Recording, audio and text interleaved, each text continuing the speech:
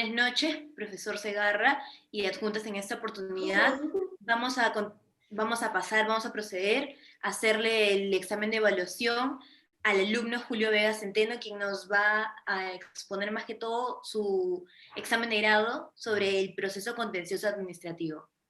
Para ello, la primera pregunta es más que todo que si nos podría explicar, por favor, sobre el concepto de proceso contencioso administrativo. Con respecto a esta pregunta, el proceso contencioso administrativo es una herramienta procesal ordinaria de control que usa la administración pública. Se puede decir que este proceso es una pieza fundamental dentro de la concepción que se tiene de un Estado de Derecho. Además, tal como menciona la jurista María Elena Guerra Cerrón, ella precisa que como todo proceso en donde exista un conflicto de por medio, el objetivo será que se solucione tal problema y se garantice de igual manera los derechos de los administrados. En este sentido, se hace mención a que este proceso tiene una estrecha relación con un derecho deber, con la singularidad de que la administración pública tenga que formar parte de este. Bueno, y si nos situamos dentro de nuestro ordenamiento jurídico, específicamente el artículo 2 de este documento, del TUDE de la LEPAJ, hace una serie de referencias a los principios que configuran esta figura jurídica. En primer lugar está el principio de integración, según el cual se dice que el juez no debe dejar de resolver el conflicto de intereses o la incertidumbre que se está dando a cabo debido a un defecto o deficiencia de la ley. Como segundo principio está el de igualdad procesal, en el cual las partes en el proceso contencioso administrativo deberán ser tratadas con igualdad independientemente de la condición o entidad pública en la que se encuentren. Como tercer principio está el del favorecimiento del proceso. En el juez no podrá rechazar la demanda en aquellos casos en los que falta precisión en el marco legal o, de igual manera, en el que exista cierta incertidumbre con respecto al uso de la vía previa. Y por último, está el principio de suplencia de oficio. En este último, el juez deberá suplir las deficiencias formales en la incurrencia de las partes, sin perjuicio de disponer de subsanación de las mismas en un plazo razonable en los casos en los que no haya una suplencia de oficio, por decirlo así. Buenas noches con todos. Seguidamente nos gustaría que nos dé algunos alcances sobre el objeto o la finalidad del proceso contencioso administrativo. Bueno, con respecto a esta pregunta, su objetivo o finalidad se encuentra regulado en el artículo 1 del TUO de la Ley de Proceso Contencioso Administrativo. Según este mismo, la acción contenciosa administrativa prevista en el artículo 148 de la Constitución Política del Perú, tiene como finalidad el control jurídico del Poder Judicial de las actuaciones de la administración pública sujetas al derecho administrativo y la tutela efectiva de los derechos e intereses de los administrados. Y con respecto a este ámbito, el doctor Guerra señala que esta finalidad es perteneciente a todo proceso. Sin embargo, en el proceso contencioso administrativo hay una mayor expectativa de protección de los derechos fundamentales de los administrados, puesto que no debería pensarse en ir a un proceso de amparo cuando es posible postular a un proceso contencioso administrativo, ya que el Código Procesal Constitucional estableció específicamente que el amparo tenga solo naturaleza residual.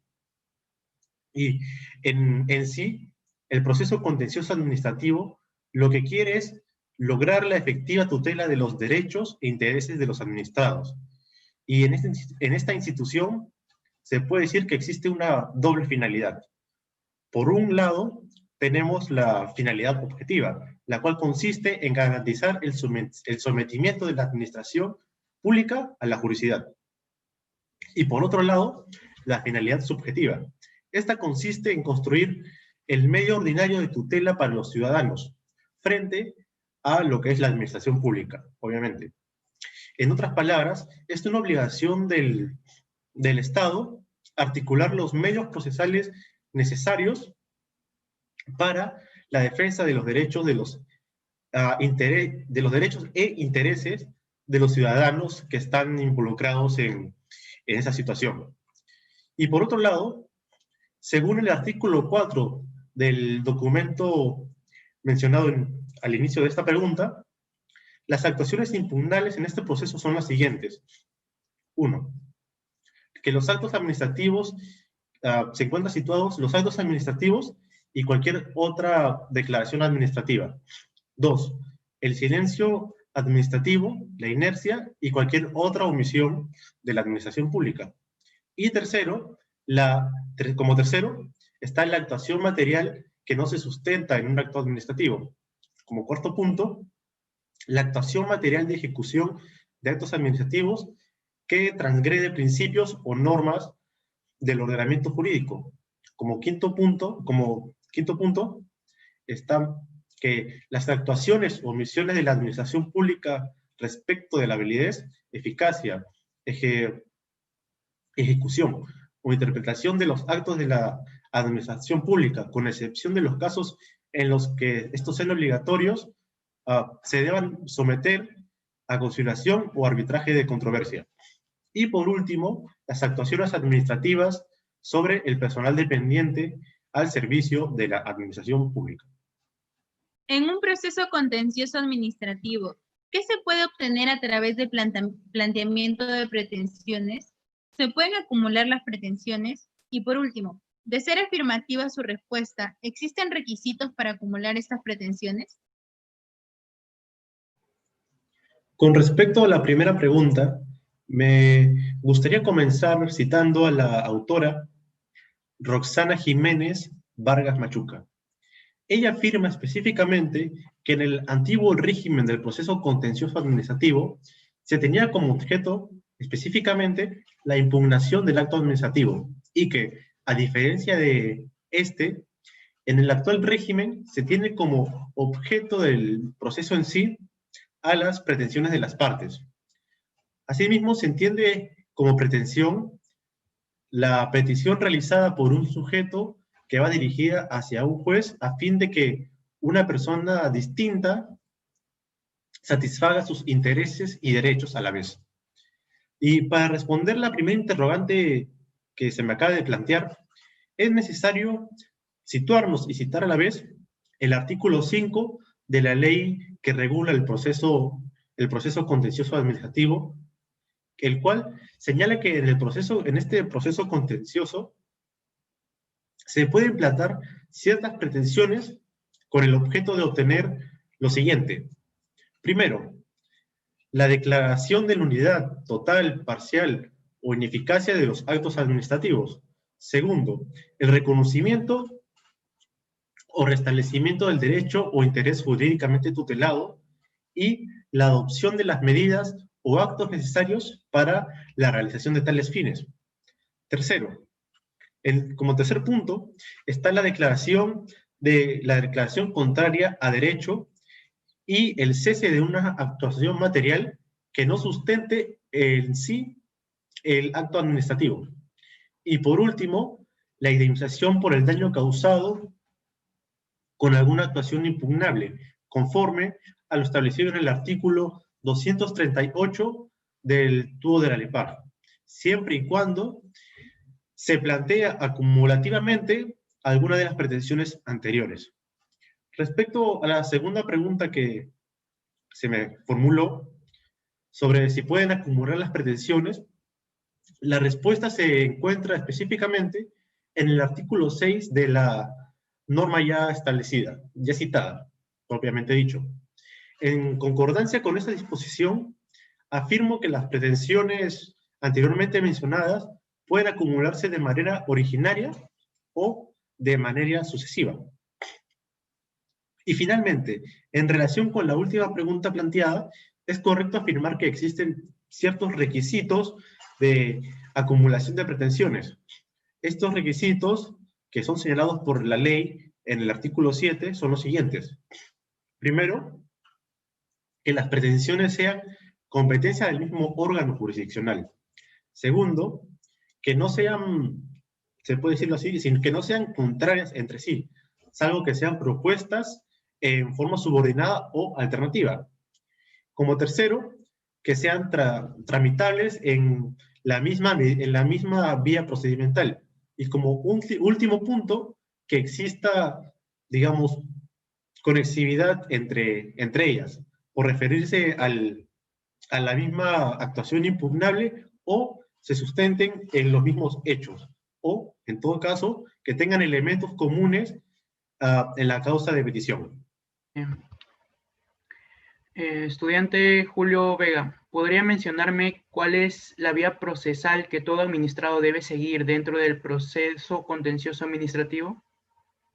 La vía procesal puede darse de dos formas, por medio de demanda o por vía procedimental tradicional. La demanda, según el artículo 48 del todo de la LEPAG, debe ser interpuesta dentro de los plazos que se mencionarán a continuación. Cuando el objeto de la impugnación sean las actuaciones que se refieren específicamente a los numerales 1, 3, 4, 5 y 6 del artículo 4 de la presente ley ya mencionada. En este caso, el plazo será de 3 meses a contar desde el momento de conocimiento o en el momento en el que se notifique la actuación impugnada. También está cuando la ley faculta a las entidades administrativas a iniciar en sí el proceso contencioso administrativo, salvo disposición legal que establezca lo contrario o un plazo distinto. También cuando se trate de silencio administrativo negativo. Cuando se trate de el silencio administrativo positivo por transcurso del plazo previsto en la Ley de Procedimiento Administrativo General o por ciertas normas especiales. También cuando se trata de impugnar ciertas actuaciones materiales que no se sustenten en actos administrativos.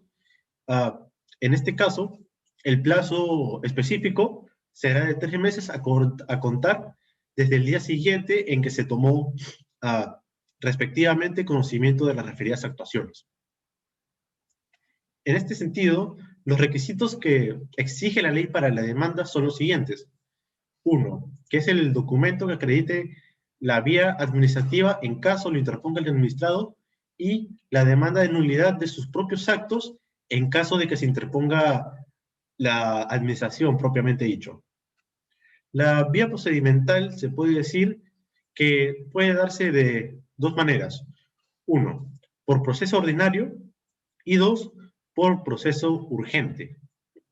En este sentido, el jurista Huapaya Tapia menciona que el proceso ordinario se usa en un ámbito de aplicación residual en aquellos casos en los que no nos encontremos en supuestos en los que se permite recurrir al trámite del proceso urgente. Muchas gracias. A continuación, procederemos a motivar la calificación de las respuestas del alumno Julio Vega Centeno.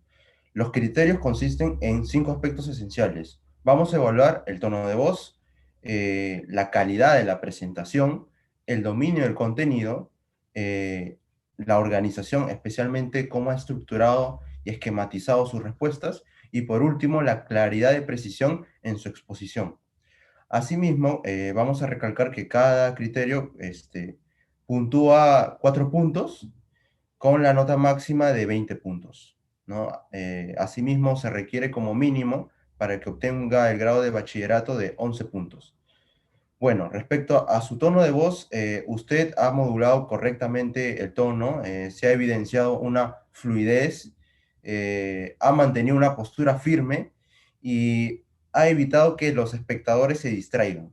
Dicho esto, este apartado lo evaluamos de 4 puntos. Respecto a la calidad de la presentación, usted no ha leído tanto. Si bien es cierto que el papel debe servir como medio de soporte, sin embargo, usted no ha dependido del texto en su papel. Asimismo, ha expresado correctamente los argumentos del proceso contencioso administrativo en base a sus propias palabras y no se limitó tanto al texto.